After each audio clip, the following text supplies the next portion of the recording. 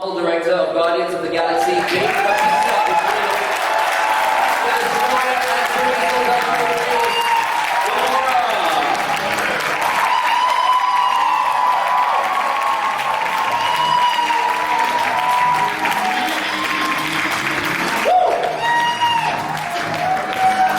Welcome, guys. Welcome. Hey, sit down now. Please take a seat. All right. Please take a seat. Look how pretty Zoe looks. Oh, she looks amazing, right? Look how pretty Dave looks. Dave looks amazing as well. You know, James, maybe you want to unbutton your shirt as well. Now, let me not read back the profile that you all have seen of James. I'm told that the filmmakers were looking for a visionary director who could deliver a well-balanced mix of humor, emotion, and action while working with unique characters. And his job is then to bring them to life in an unexpected, unique, and three-dimensional way. Wow. Well done, James. Thanks. Okay, and judging by how they enjoyed the 17-minute clip earlier on, you're a legend. Now, James, welcome to Singapore. We hope you're well rested for your jam-packed I day. had great sleep last night. Yeah. Have you seen the giant baby? Have you seen the giant baby? We have. That's my favorite thing I've ever seen in my entire life is the giant baby. What is that? You know what it's called, baby? I'm not sure, but I know it did cause a little bit of a stir. People didn't like it? Like, is it? Well, let's just put it this way, not everyone loved it. Oh, I love it. I love it. Okay, now James, in most markets here in Asia, we love action movies. And we hear you're a big fan of comedy, of humor. Okay, and I just want you to know that here in Asia, we love that mix. If it's an action movie and it's got humor in it, people don't just catch these movies once, they catch it more than once. So, how much humor have you packed into Marvel's Guardians of the Galaxy, James? Well, I think that really Guardians of the Galaxy is about the characters. And I think that these characters are in and of themselves funny. So it wasn't so much a matter of me trying to pack in the comedy. It was just letting these characters and these actors here fully express themselves so that the humor was able to come out in a natural way. And it's interesting you speak of Asia because I really, you know, a lot of the films that influenced me growing up and today are Asian films, where they're you know, the films of Korea or China or Japan. I really have found that those movies deal better than American films with that mix of action and comedy. And I think that hopefully Guardians is a way to sort of mix that Eastern influence with the Western influence of Marvel. Thank you very much, James. And since we're talking about action and all that, I think one of the most difficult characters to cast, from what I understand, was the character of Drax. So here we go. Mr. Dave Batista. Can we have another big round of applause for him? Should I just refer to you as champ? You can if you want. They call it champ. Now, folks, Drax is quite an intense character who is also a brute warrior. It was a first for the studio to work with a globally known wrestler. They found a perfect Drax in, of course, Mr. Dave Batista. Now, once again, welcome to Singapore, Dave. Thank you so much for increasing the average height of people here in Singapore for this week at least. Now, we are indeed thrilled to have you here. Are you aware of your crazy fan base in this country? It's weird. I don't realize it anywhere I go. You know, it's always still weird to me when people walk up and they know who I am. You know, I don't know. I'm just kind of. Did you see the people out there with their figurines and all and posters wanting you to sign? No, it's still. I don't know, man. Just because I think I'm just like inside. I feel like such a normal guy. I'm also somewhat of an introvert too, so it's always just kind of surprising. Yes, he's very shy. Okay. Now, Dave, how physically demanding was the role of Drax? It was somewhat, but you know, that's always been the easy part for me. You know, I'm a physical guy. I've always, you know, working out has always been. It's kind of been my thing. It's been my release, my therapy. So it's something I've always done. So physically, it wasn't as tough as it was as just stretching myself as an actor, because it's still all kind of new to me, and you know, it's such a large role. And I was sitting on stage with some of the best, most talented people in the world, actors and directors, and it was just, I mean, very challenging. But it was more challenging, you know, in an acting standpoint rather than a physical standpoint. Well, I just wanted you to know, Dave, that you're an inspiration to a lot of people in Southeast Asia, especially the children, and that know this, we are always rooting for you. Thank you very much. All right. Another big hand for Dave, please. All right, our next star worked with James on her character very, very early on to add several shades to her persona in the movie. She is fearless in her role because she doesn't want to be liked all the time. Now, Gamora, we know from the comics, is a deadly green-skinned assassin. Zoe Saldana says she is attracted to the unimaginable stories and places. Now, Zoe, welcome to Singapore. Big hand for Zoe. Super excited to see you here, Zoe. This is your first visit here, right? First time in Singapore, yes. But I've been dying to come here for a very, very long time. Okay. Enjoying it so far? Yes. Yeah. You guys arrived last night? Huh? Did you arrive last night? Yesterday morning, actually. We arrived at 3:30 in the morning, Okay. and we didn't go to bed until 8 because we were watching the game.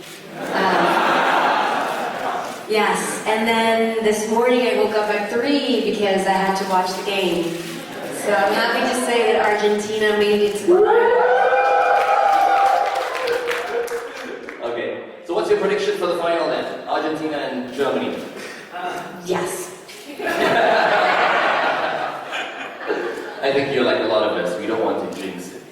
Oh my God, no. Okay. All right. Now, Zoe, what was the audition process like for you for this role of Gamora?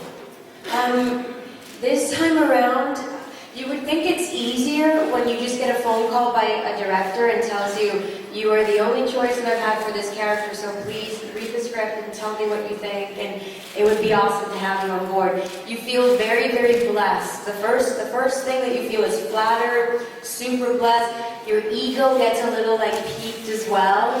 And then the second thought is absolute panic, because it means that if you say yes, there's a lot of expectations lying on your shoulders, because work that you've done before has brought the attention of this awesome director, and he's relying on you delivering what he's seen you deliver before, that he's thought was so cool. So you kind of think, I was a little nervous when they said yes, and then they told me about the 5.5 hours of makeup every day, and then they told me about shooting it for 5 months, and we were going to be shooting it for 6-day weeks, and there was going to be a lot of action and fighting and rehearsals, and I thought, okay, yes. But I kind of went like, okay, yes, I'll do it. Like, I didn't want to realize what I was getting myself into. And it ended up being a great experience because it had everything of what I grew up wanting movies to have. It had action, it had comedy, it had a lot of imagination, and the story was really complete. And all the characters had such a beautiful journey. From the beginning to the end, individually, but also as a collective.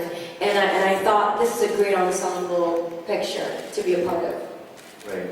I just want to thank. I think on behalf of all the members of the press here, because I do a radio show as well, and I've seen the 17-minute clip that these guys caught this morning, and I couldn't help talking about it on my radio show. And I hope all of you do the same in your articles after seeing the 17-minute clip, because it was hilarious, there was action, I was just blown away. I can't wait for it to open here in Singapore on the 31st of July. So once again, thank you very much to people at Marvel and Disney and you guys for taking time off your busy schedules to come down to Singapore for the Southeast Asia Press Tour.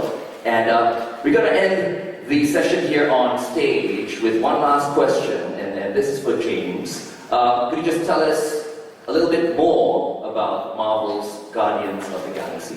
That's a big question. Listen, I really think that Guardians of the Galaxy is a movie for everybody. It's a movie that's about the galaxy, and I think that we're living in a time when there's so many problems in our world. There's so many problems between different countries around the world, and Guardians is really about a group of outcasts, a group of people who feel like they don't belong, coming together, finding something within themselves that they didn't know that was there, something heroic, something wonderful, and very simply, something good. And I think this is a movie about the good in all of us, no matter what country we're from, no matter what part of the world we're from, no matter whether we're rich or poor. It is a movie about the love of ourselves and each other and finding the good within ourselves. And if there's anything that makes this movie worthwhile, making and spending 2 years of our lives doing nothing else but this film, is for people to be able to walk out of the theater feeling a little bit better about themselves, feeling a little bit better about the person they were sitting next to in the theater, feeling a little bit better about the world in general. And I hope that's something that we can do. And I hope it's something that we can do to continue to protect not only, the United States, but the entire world, the entire galaxy. And I hope that the Guardians can continue to do that after this film. Part 2, everybody. All right, ladies and gentlemen, once again, James, Zoe, and Dave. Give them a big hand, everybody. All right, bye-bye. We'll see you guys on the red carpet on Saturday. No, not you too, Dave. I'm sorry. See, we didn't prepare this. Oh my God, that backfired. I'm gonna get it backstage later. It's gonna slam me on the ground, real choke me. No, it's time for the Q&A session right now, okay? But before we carry on, once again, please, no personal questions. Just keep it to questions about the movie and about Marvel. And I would like to... You can ask personal questions to me. Okay. It's fine. Anything you want to know about my love life, about my cat, I'm an open book. Ask away. I'll give you all the gory details.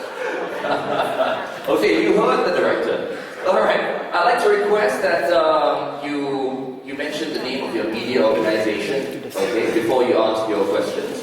And of course, please introduce yourself as well. We have people walking around with the microphone, so as soon as you raise your hand, we'll come up to you with the microphone, okay? All right, so let's start this Q&A session. All right, choose between one of those two, seated next to each other. We're together. Okay. You're going to be asking the question together. Where are you guys from? I'm Jill, he's Josh, we're from Hot FM. So, You guys look cool. thank you! Love your look. Show off! Awesome. Okay, first question is, do you like the hair?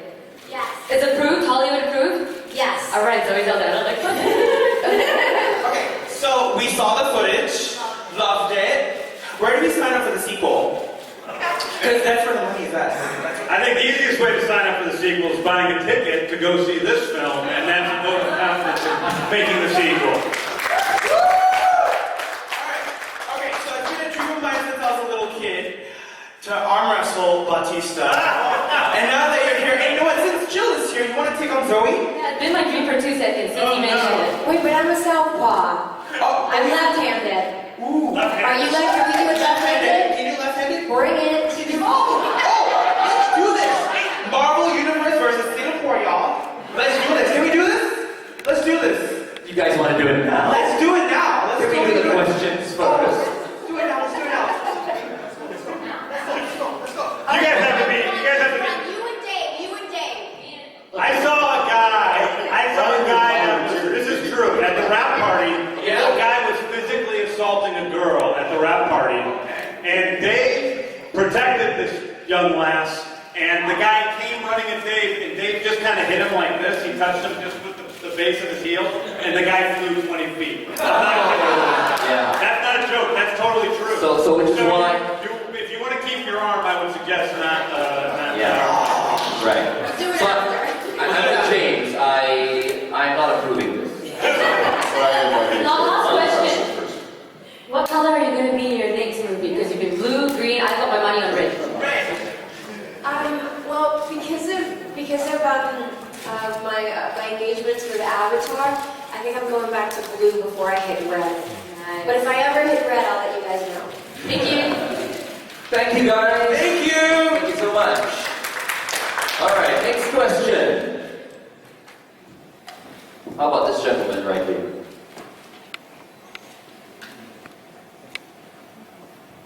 Hi, Alvin from Today newspaper. Zoe, you're the only female in the main cast. How do you feel to be like, leading the women into the better for the Guardians and all that. It feels great, and it's empowering because I know that it brings out, it delivers a very strong message to young women that besides being beautiful and delicate flowers, that you can also channel your strength and not be afraid of it. And this is very rewarding when you know that you can climb a tree or you can grab a weapon, and even though we're in the world of make-believe, you can see yourself kind of doing all these things, and you feel very empowered. I'm actually very happy to say that I'm not the only female in this cast, that Karen Gillan, really did an amazing job, and it felt really great to know that I was sharing screen time with not only amazing male actors, but also with another, female actress, because sometimes being the only female can get a little lonely. Would you like to see your sister join you in Guardians too, maybe? Yes, I have two sisters, so I'm pretty sure that it would be awesome if both of them can join, and they can learn to fight too. Karen and Zoe were a lot of fun to watch on set because they had a huge fight scene with these two superpowered females fighting each other, and they're like two female Clint Eastwoods, tough and battling it out and going, and then all of a sudden I'll say cut, and then they both go. It's true. Thank you. Thank you. Next question. This gentleman over here. And maybe we can get ready for the next question. That guy over there. The other one. Yeah. So James, now that you've made a crazy multi-million-dollar blockbuster for a major corporation, are you ever going to go back to making something like Slither, which is one of my favorite films? I made that movie for a major corporation also. I made that for Universal. Just a smaller movie. I really do whatever I feel like doing in the moment. And so I'm not sure what I'm going to do next. It could be another Marvel movie, or it could be something else that comes up at the last minute. I pretty much do what I believe. And I don't approach a small movie like Slither or Super any differently than I approach a big movie like Guardians of the Galaxy. I do everything I can fully with my heart, as true as I possibly can, and I've been very fortunate in my career thus far to have producers like Marvel who have let me kind of have free reign and do something really creative and excellent, even though it's made for such a large budget. Thank you. Where are you from, by the way?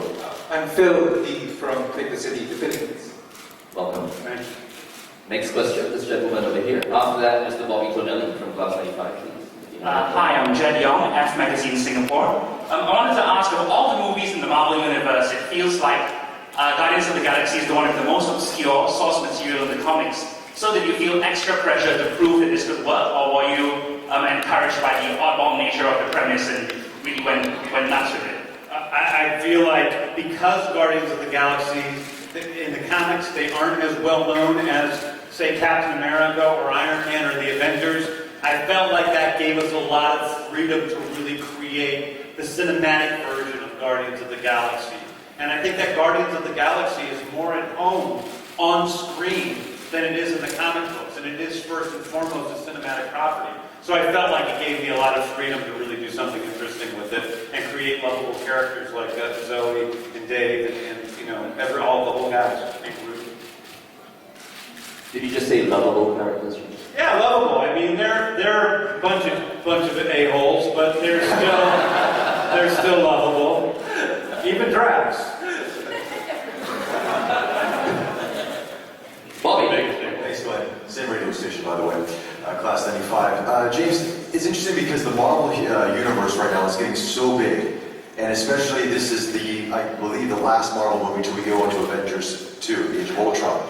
How much did you work with Joss Whedon on this, and how much pressure was there from Marvel to kind of get this movie to the next phase of the Marvel universe? Well, I felt like I'm very fortunate in creating the first leg of the Marvel Cosmic brand of Marvel Comics. So our hope would be that we can create many more movies that are in the Marvel Cosmic universe. I think Joss and I have been friends for a long time, Josh read the script, gave me notes on the script, and the biggest note he gave was to make it more James Gunn. And I said, it's your funeral, and that's what I did. So that was Josh's input, basically. And then also we had to work together in casting Thanos, because Thanos is going to appear in stuff that I do, as well as stuff Josh does. But other than that, I pretty much had free reign, and it wasn't so much having to make this movie lead somewhere. It was more creating a really great foundation so that it could lead somewhere. Because we don't want to have to just fill in the dots. We want to create something that has substance and that we believe in and that is very exciting and real and true. And give a lot of answers, and then some of the answers we leave unanswered so that there's places to go for the Guardians to go in future, adventures together. All right. Thank you, Bobby. Thanks. He's going to be talking about this entire thing on his show at 8 o'clock tonight, I'm sure. Next question, please. That gentleman over there. Hi, my name is Zed from JustSaying.sg. Just a question, because as you said, you got a lot of leeway this time, but say Drax as a character throughout the comics, he's been played many different ways. Yeah. He's been strong like a space hawk, he's been dumb, he's been not so bright, very bright. What kind of Drax are we going to see in this movie? I mean, you saw the 17-minute clip. He looked like a really straightforward person, but what's he like? That's good for Dave. He is, and it's kind of that was the hard part for me in the beginning. There was really no reference to Drax, and Drax has changed so much throughout the years. It was hard, so it's kind of weird now because I think I'll be the reference for Drax for years to come.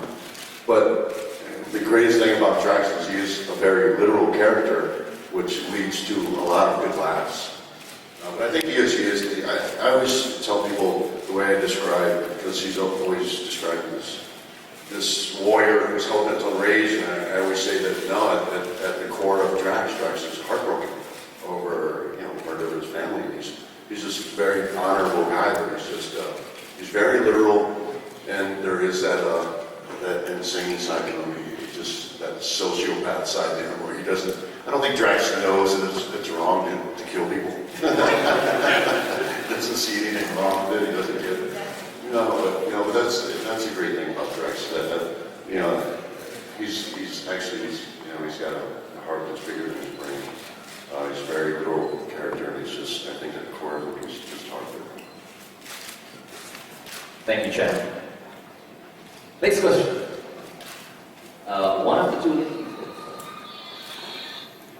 Same question? Are you guys asking the same question? Okay. Sure. Alright, hi, I'm Ruru from Yahoo. This question goes to Zoe and Dave. We know that you all had to go through hours of getting your makeup done. So what's going through your mind while we're waiting for the makeup to get done, and what do you have to do to pass the time? Well, it was 5 months, so I'm pretty sure that in month 1 there were a lot of things going through my head, and then by month 4 there were other things going in my Kill head. James Gunn. I thought that it was going to be harder, but it really wasn't, because we were also working with amazing makeup artists, and so you walk in and they create such a beautiful and serene space. And you pick a playlist sometimes, or you talk about something, or you pass out, and then you wake up and you're green. And that was actually interesting, the first week of trying to get used to that green makeup. And I think I did pass out, because I was trying to deal with the jet lag coming from the States and working in England. And I passed out and I woke up, and it caused such an impression that I kind of, it took a moment. I was like, oh my God, what happened to my face? Like, I forgot that I had said yes when I was here doing the Guardians. No, it was actually fine, except when they would bring you earlier than they would bring catering. So you'd be hungry for like hours before the kitchen was open, and that probably would, I don't know if it made you mad, it made me crazy. We did have a couple of those, like 2:30, 3 a.m. call times. But for me, it's just I'm by nature a very zen person, so I literally just soaked out. I just was gone. So, and it was a cool thing because I liked closing my eyes, and I wasn't Drax opening my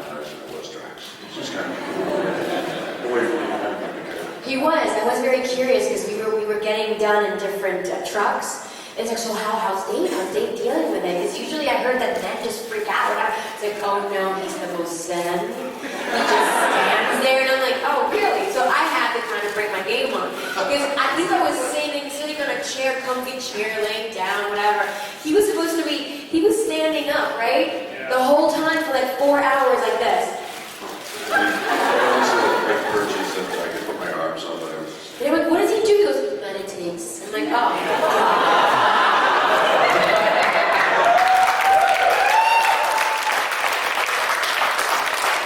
I couldn't meditate. I would just put on Little Dragons band and that's it. Okay. Another question? Hi, I'm Ashiki from the newspaper. This question is for Dave. Dave, I read that when you got the role, you were so overwhelmed. Some tears were shed. Is this true? And can you share with me what happened? No, I mean, not completely the truth. I literally broke down. It wasn't a few tears. I was driving. I was actually on my way to the gym. Surprise, surprise. I was on my way to the gym, and my manager called. My manager, his name's John Miser. He's my best friend in the world. We've known each other 26, 27 years. He's been with me throughout my career. He's my rock. So he called me and he said, hold on for a second. And he wouldn't tell me. I was like, what's going on? What's going on? And he got my agent on the phone. And he said, congratulations, Mr. Drax. And I literally just broke down. I drove home. I was just a mess. And people love this story. For some reason, they I don't know, they were amused by hearing me say that I broke down in tears. But it was a big deal to me. And I think, you know, I could never explain to people how big this was for me. It was a life-changing thing. It was hard for me to leave behind wrestling. And I worked and struggled, and audition. And finally got the dream role of a lifetime. It was like, you know, make or break. I mean, I pretty much, you know, I lost everything that I gained, you know, during wrestling. I lost it all because I took a chance on myself because I had this passion for acting and I wanted to pursue it. So I literally there was a few tears. I'm proud to say that I broke down because it meant that much to me. That's one of the inspiration for a lot of people. Dave for crying. Yeah, it was really touching. I mean, I think for all of us, I think of all the great moments that I've had throughout the process of making this movie. But one of the best moments for me was talking to Dave on the phone, like right after that, and calling you to talk to you, and I'm like, what are you doing? And you're like, I don't know what I'm doing. I'm just driving around in a cloud. I don't know what's going on. And it was like, it was really wonderful. And you know, from the beginning, sometimes you meet actors who you really like as people, and you really want to give them the role, but they aren't right for the role, and you don't do it. You really give the role to the person, or at least I do, who deserves the role. And from the moment I met Dave, he and I had a sort of connection. Like within minutes of talking, I sort of got Dave, and I liked him so much as a person. I was rooting for him to come through a series of screen tests and a lot of different things he had to go through to try to get the role. And when he actually, you know, proved himself to be by far not, you know, disliked as Drax, and the only person we've ever offered the role to is Dave Batista, despite some stuff in the press that has been said. Dave is the only person we've ever offered the role to because he's the very best. And when he actually, you know, was that good, it was so touching to me that I got to make somebody, and I feel this way about all the cast, were people who I liked as people, but that also were the best people for the role.